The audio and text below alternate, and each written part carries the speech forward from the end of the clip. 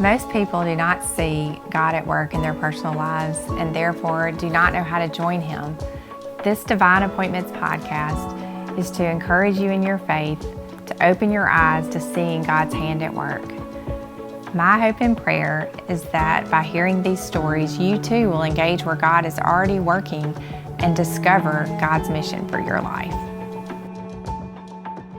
Hi, welcome to my Divine Appointments podcast. I have Mrs. Betty Kinchen with me today, and she's a wonderful lady of the faith at my church at First Baptist Jackson, Mississippi. And we recently did a women's ministry event together, and she has a remarkable story. Most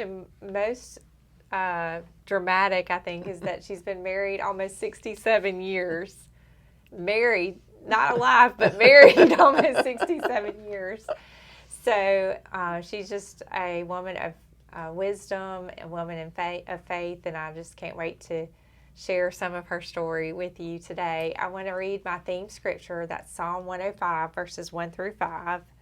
Give thanks to the Lord, call upon His name, make known His accomplishments among the nations. Sing to Him, make music to Him, tell about His miraculous deeds, boast about His holy name. Let the hearts of those who seek the Lord rejoice.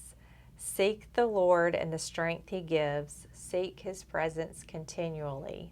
Remember the miraculous deeds He performed, His mighty acts, and the judgments He decreed. So talking with Miss Betty today, we're going to remember some miraculous things that He's done in her life and her family's life, and gain some wisdom, I think. So where did you grow up, Miss Betty?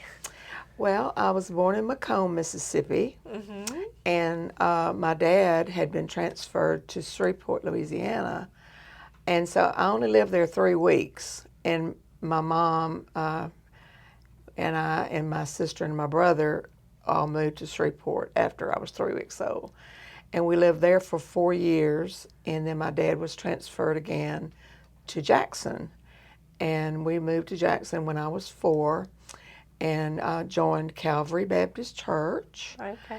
And I was baptized at Calvary when I was 9.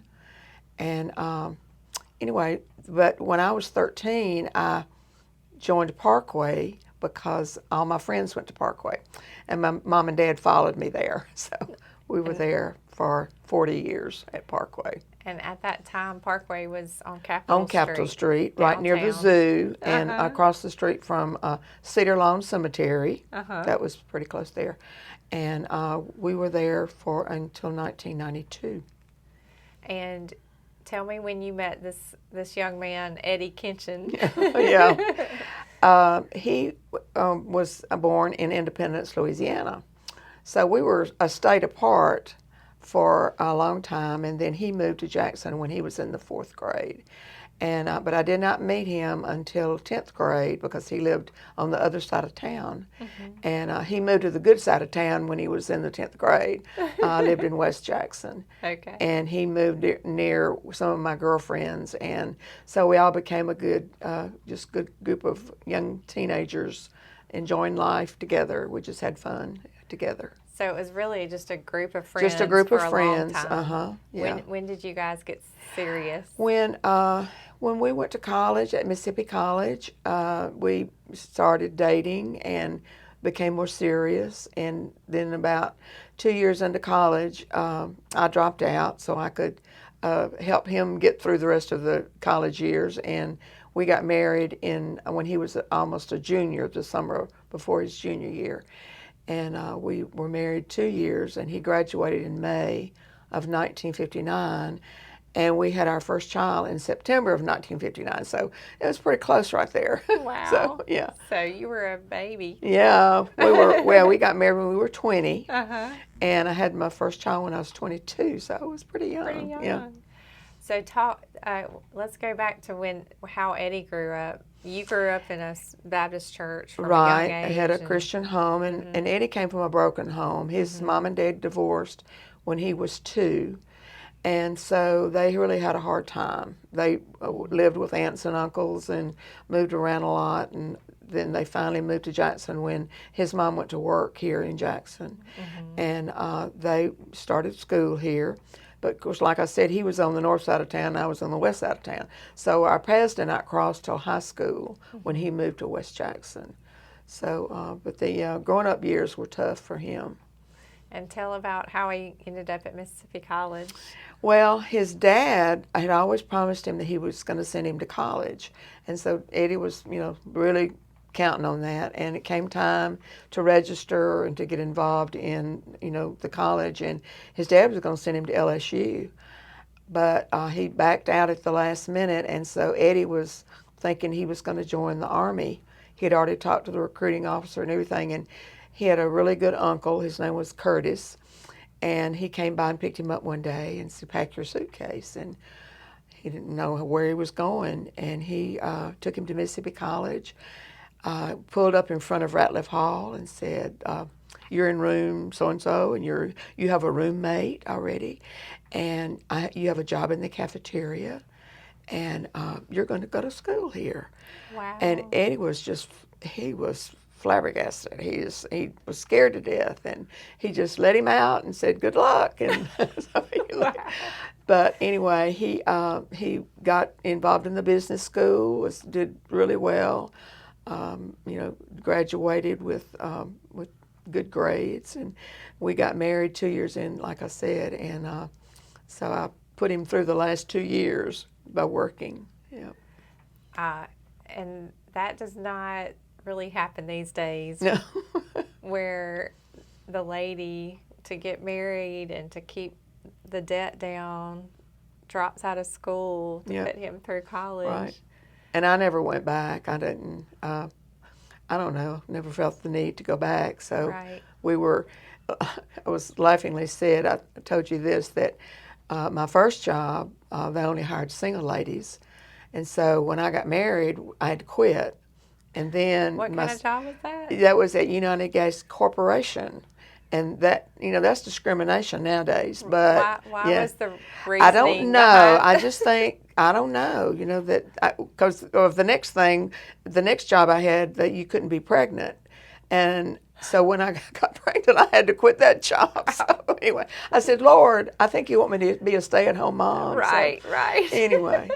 But and I didn't go back to work until my youngest child was in the 5th grade. I didn't mention this, but I worked at Parkway as a music secretary for 10 years after my daughter was born. Yeah, wow. That was fun. That is great. And talk about y'all moved away from Jackson. Yes. As a young married couple. Yes.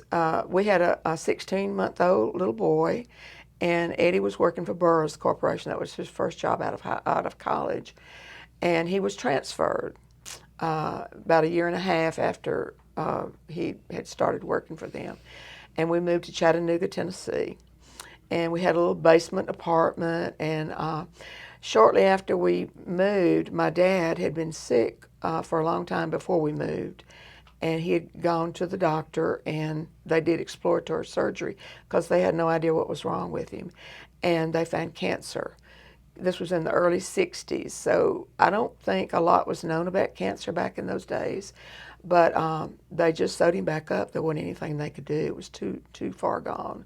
Wow. And he died three weeks later. Wow. So we came back home January the 21st of 1961 for his funeral. And my brother and sister were already living out of state, so my mom was left alone. And I told Eddie when we got back to Chattanooga, I said, "I really want to move home." That was, my mom was alone, and I just felt so torn between staying there and coming home. And so we prayed about it and felt like the Lord was leading us back. And so Eddie had to quit his job and get another job. And we moved back home 6 months after we moved. So it was pretty quick. Back in the middle of the summer of '61, we moved back. and I was going to have another child at that time.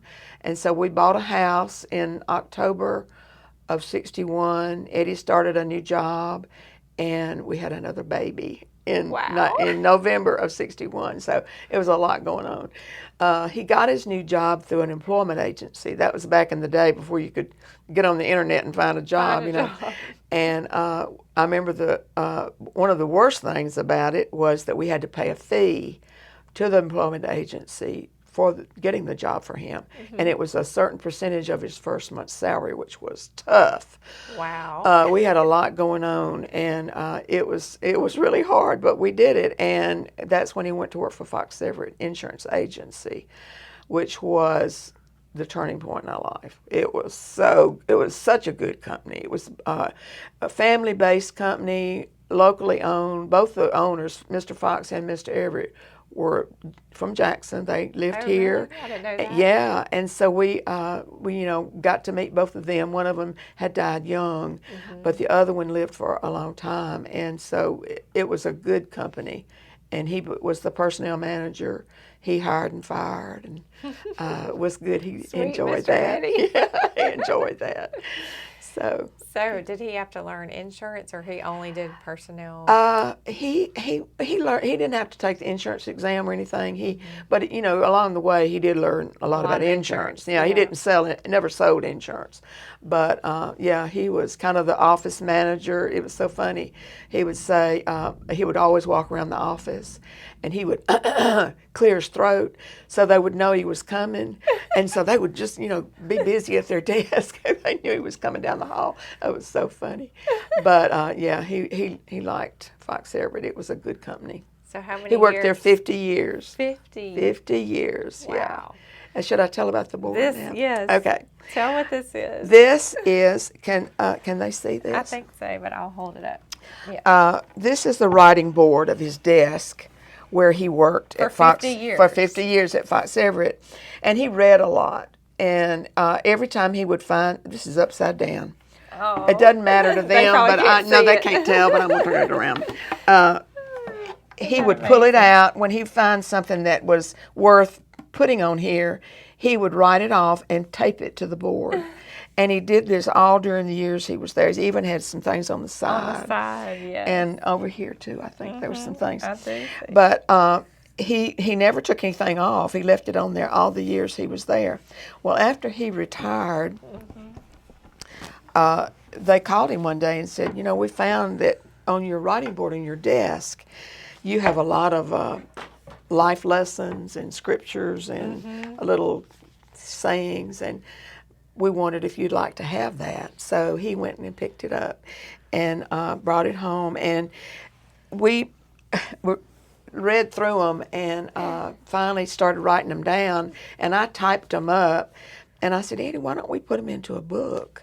So she did. We put it into a book and had them printed, and on the back it tells the story. Once you read the story of it said, the story behind this book. When Eddie worked at Fox Everett, he was constantly reading, and almost every time he found something worth keeping, he would cut it out and tape it to the pull-out writing board in his desk. After 50 years, this is what the board turned out to be. Lots and lots of life lessons, verses, and sayings. And that's Mr. Eddie on the front. Yeah. 1961 to 2011. Yeah.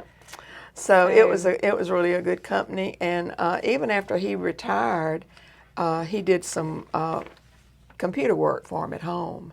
So he kind of stayed connected, for a few more years. But anyway, that was a good place. I mean, it was really a turning point when he went to work for them. So I know it was the Lord's plan for us to move back home and to have that job. To have that job. Yeah. He had that figured out. He had it all figured out. Yeah. So, and tell us a little bit about how do you keep a marriage strong after almost 67 years this year? Well, it requires a lot of togetherness. Sometimes in families, the guy has interest and goes off and does his thing, and the wife has interest and does her thing. Well, we always did things together. As long as our children were at home, we usually went on trips together every year. We would go somewhere. And it's interesting, we took a 3-week camping trip one time with our kids, all 3 kids. Went out west. We were gone 3 weeks in a pop-up camper. Oh, wow. Yeah. And That's togetherness. we pulled it behind our car, and we all slept in this little pop-up tent. And it had 2 levels in it. You know, somebody would sleep up on the top, and somebody in this, and then over here it would be a lower level and a upper level. And we camped for 3 weeks like that. But we saw things and did things that we would never have been able to do had we not gone in a camper, because we only had to pay a camping fee. We cooked all our meals. We didn't stay in hotels or motels. We stayed in campgrounds and built campfires and cooked over the fire. And so, but we went to Yellowstone. We went up into Canada. Wow. Went to Calgary and Lake Louise. Came back down through the Dakotas. Saw Mount Rushmore and historical and educational things that the kids really enjoyed it. And so Lori was only 4 then. She was a little one, and she tripped and fell on a cactus one time. That was that was the worst thing that happened. But really, it was a together time, and we, as a family, really enjoyed that. And then the next year, we went up the East Coast. We went all the way up, went through Washington D.C.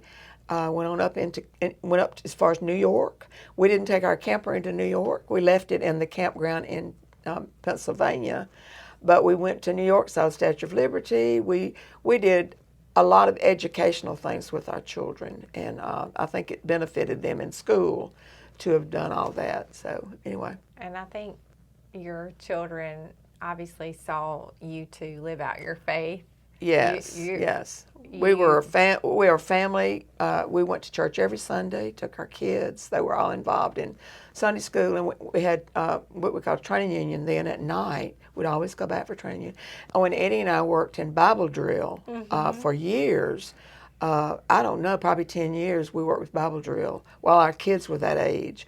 And we would have a group of kids that would go through all the learning of the Bible verses, and then if they made it through the state drill, we took them all to the Gulf Coast for a weekend trip. Oh, wow. And as a kind of a reward for them learning, being able to learn their verses. So. And now she has children and grandchildren involved in ministry. Yes, we have 5 grandchildren and 5 great-grandchildren. And what are the names of who I delivered? Let's see, Simon, uh-huh. And he is, and Melanie just sent me a picture of him today.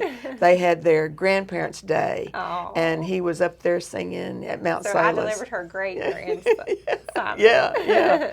And we have we have 3 that live in Georgia. The rest of them live here, but I don't. And they're doing ministry. Yes. The 3 in Georgia are all working in churches out there. So, wow. Yeah, they're all involved. And I have to brag on my grandson that lives in Clinton. He is teaching at Mississippi College now. Oh, is he? Yeah, he used to teach at Clinton High School in world history.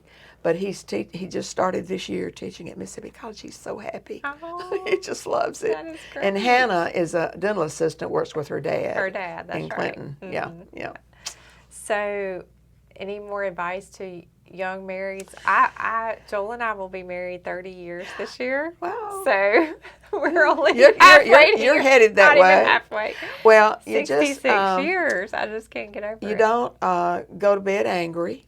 That's one thing. If you have a disagreement, get it fixed before you go to bed. And so wake up happy. So, but I don't know, we've never really had anything. What about tough times together? What are the toughest times that y'all have been through? Well, financial is always a problem. Eddie, I didn't mention this about Fox Everett. He became a partner at Fox Everett along the way. And at that time, we had to put money into the company in order to be a partner. And we didn't have the money. I mean, this is about when our kids were young. And so I borrowed the money from my mom, but I paid it back. Yeah, she didn't require me to pay any interest, but I did pay it back. But yeah, we put money into the company, and it rewarded us, threefold, fourfold Yes. over what we ever could imagined. So we have what started out to be very, very slim pickings was very successful. Yeah, and the financial part is usually a big part of problems in a marriage, and we were very, very blessed to be able to have the finances that we needed and go on trips. We've been to every state in the Union but two, and to about 7 or 8 foreign countries. So we have traveled abroad too. Wow. It's been nice. And what ministry, both of you have been involved in ministry together. Yeah. Well, but right now you're doing international sewing ministry, sewing and with international, and my big ministry is making quilts for people. I just am, which is a dying art. Well, I feel like that is my passion. That when I find a need, I fill it with making a quilt, and it just gives me joy. And it gives that person joy. Yeah. Sure. And Mr. Eddie, y'all have done Buried Treasures Ministry, which is ladies who have left jail time and transitioning back to the real world. Right. And it's such a rewarding ministry to see them, being able to get back into society and be an active part of society. And we've just seen really lives changed through that, and still see that some of those people, and they remember that we don't go out there much anymore. It's changed so much since we were involved, and when the Dick and Nikki Benz were the overseers of it, we were really close to them. But we've kind of gotten out of that. But anyway, and Eddie was involved with the ministry of the Little Feet when they used to have the sales at the church, and COVID kind of knocked that out. They don't have that anymore. That's right. But he was real involved with that, and was very upset when, well, of course, COVID came along and stopped it. And I don't know that they'll ever start it back up, but they might one day. And the young man who was dropped off with his suitcase at Mississippi College now has a room in the business school named after him. Yeah, he does. You want to talk about his dedication to Mississippi College? He loved Mississippi College, and he was on the board there for 8 years. And when Dr. Thompson came, he wanted him to come back on the board. And Eddie said, well, I think it's time for somebody else. And he said, well, let's just do it 1 year at a time. They usually sign up for like 4 years. And he said, okay, we'll take it a year at a time. So anyway, I think it was last year he went off the board, but was still involved in the school. In fact, they had a scholarship luncheon last week where we have scholarship students that get scholarships from the money that we put into the school. And he met the scholarship students that have gotten his scholarships for the last year. And so that's really rewarding to see, that we're still putting into the school and into the kids that are there. So that's right. Yeah.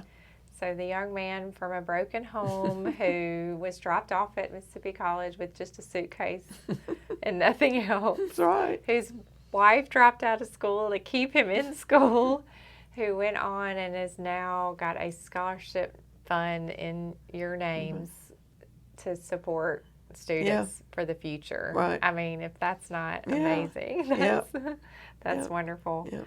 So I wanted to read a few of my favorite sayings that I picked out from his book.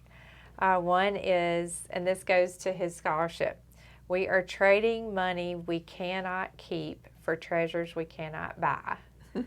And I think anybody that knows the Kinchens knows how generous they are, but they believe in investing in treasures you cannot buy. If God is your partner, make big plans. And I think that's pretty much sums up the two of you having big plans. And then I love this, watch your thoughts, they become words. Watch your words, they become actions.